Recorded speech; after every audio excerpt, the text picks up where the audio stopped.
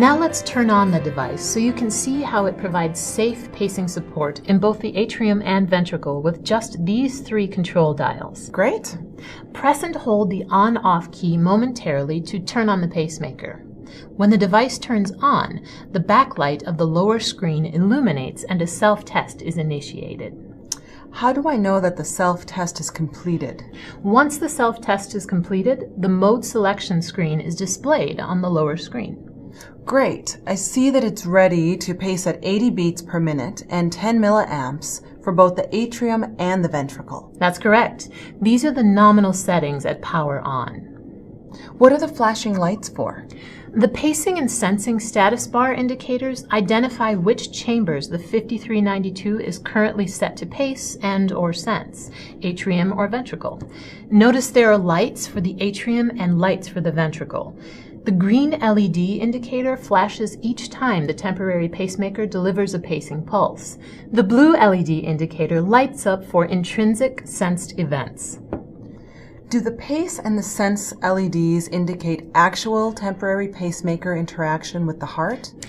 No, the pace and sense LEDs next to the A and V chamber indicators show delivery of a pacing pulse or a sensed event. The LEDs flash when the pacing or sensing events occur.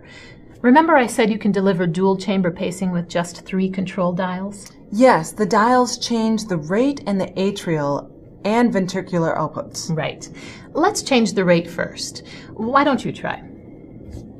Simply turn the top dial to the desired setting. To increase the rate, turn the dial clockwise. I like how responsive the knobs are when turning. Also, notice the setting is displayed both numerically and graphically. That's a nice feature. I can see at a glance when the rate is in the high range and that it goes up to 200 beats per minute. That would be very useful with a pediatric patient. You're right. Now, to decrease the rate, turn the dial counterclockwise.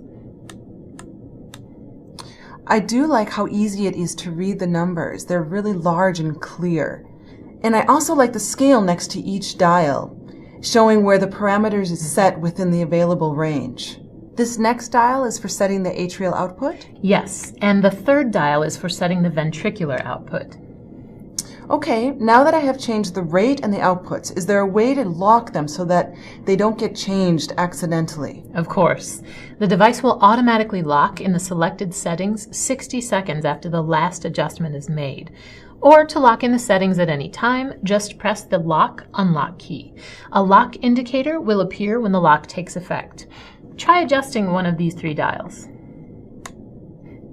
Now the lock indicator is flashing a message that appears on the lower screen. Yes, this is the lock message, and it flashes for approximately 30 seconds to indicate that you must press the lock button to unlock the device. Okay, I see that instruction on the lower screen. How can I unlock the device in a critical situation where time is of the essence? For instance, a loss of capture. You can unlock the device by pressing the DOO emergency key. Pressing emergency causes the device to immediately begin delivering high output asynchronous dual chamber pacing. So the device is now pacing both chambers at the maximum output settings and at the programmed rate. Emergency is the 15392 function that you can activate anytime, whether the device is on, off, unlocked, or locked. So if the device is off and I press emergency, what are the settings? Both the atrium and the ventricle are paced asynchronously at maximum outputs at a rate of 80 beats per minute. In addition, there is an asynchronous pacing message that appears in the lower screen. This will remain as long as the device is in emergency pacing mode. Great, but could I adjust the rate or the output if I needed to? Yes, just as we did before. So pressing the emergency really is a convenient way to quickly select asynchronous dual chamber pacing. Exactly. I like what I've seen so far. It's simple to use. Now how do I turn the device off? First, unlock the temporary pacemaker if it is locked. Now, press the on-off key once. Notice the temporary pacemaker shutdown message appears on the lower screen. Yes, I see the message on the lower screen. When you press the off key, you get a message that prompts you to press the enter key within 5 seconds to shut the pacemaker down, thus reducing the chance of inadvertently turning the device off. I really like the added safety feature.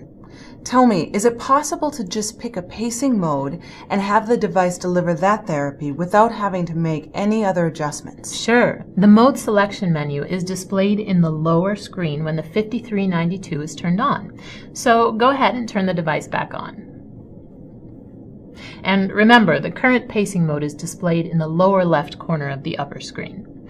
I see. It automatically comes to the DDD mode. I like that.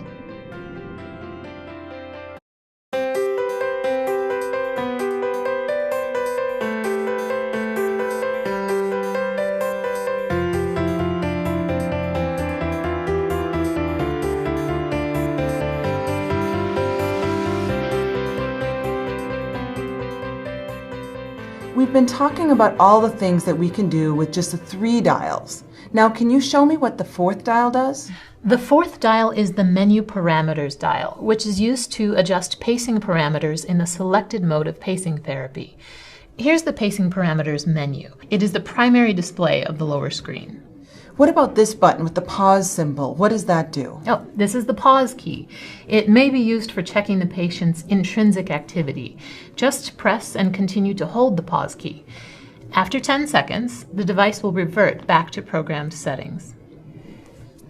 I see. The message states that pacing is suspended. Exactly. You know, there certainly are times when I need to adjust sensitivity settings. How would I do that? Let's change ventricular sensitivity. Use the arrows to highlight this parameter. Changing the setting is just a matter of turning the dial. Like we did for rate and output. What if I want a different value, say for the AV interval? You can manually adjust that parameter as well. Simply use the down arrow to highlight AV interval and turn the dial to the desired setting.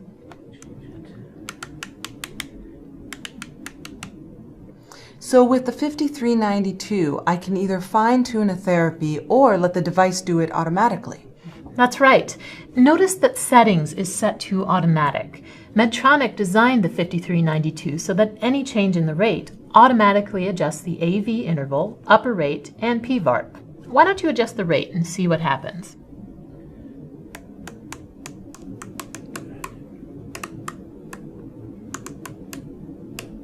I see how this works. All I have to do is change the rate and the device will automatically adjust these rate-dependent parameters for me. And that's right. If there is a timing violation, a warning message appears in the lower screen, and one of these rate-dependent parameters will need to be adjusted before adjusting the rate. This makes dual chamber pacing very easy. Now remind me, is it possible to just pick a pacing mode and have the device deliver that therapy without having to make any other adjustments? Certainly. The mode selection menu is displayed in the lower screen when the 5392 is turned on. But since we're in the pacing parameters menu, use the up and down arrows to highlight mode selection. And then press the Enter key. Use the arrow keys to select the appropriate mode.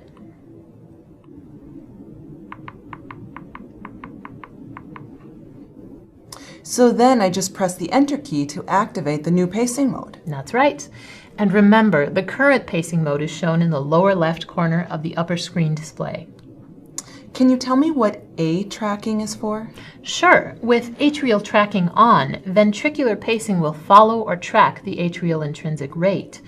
With atrial tracking off, the ventricle will always pace at the selected rate no matter how fast the atrium beats. So I would turn atrial tracking off for a patient with intermittent atrial arrhythmias. Yes. Is there any way to use the 5392 to treat episodes of atrial flutter? Of course. The 5392 can deliver a burst of rapid atrial pacing anywhere from 80 to 800 beats per minute. Let's go to the rapid atrial pacing screen. Use the down arrow to highlight rapid atrial pacing and press the Enter key. Just set the rapid atrial pacing rate as needed by turning the dial and then press and hold the Enter key.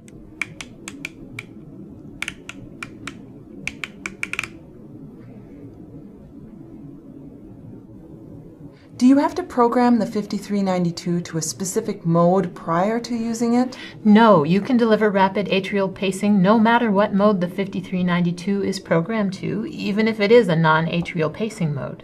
Can I try it? Sure, go ahead. Notice as long as the Enter key is depressed, the 5392 will deliver rapid atrial pacing, and the lower screen changes to display, delivering rapid atrial pacing. The flashing lights and setup indicator show that you are delivering asynchronous burst pacing in the atrium. Can I adjust the burst rate during delivery? Certainly, just readjust the burst rate during delivery with the dial. That was easy. Okay, I got it. So how do I exit this function? Once the Enter key is released, it reverts to program settings. Now to exit this screen, press the arrow to highlight back and press the Enter key. We now have seen all of the menus and learned how they can help you to fine-tune a therapy. Don't forget that you can always deliver dual chamber pacing quickly by using just the top 3 control dials. I love how flexible it is. It'll be a great option for temporary pacing.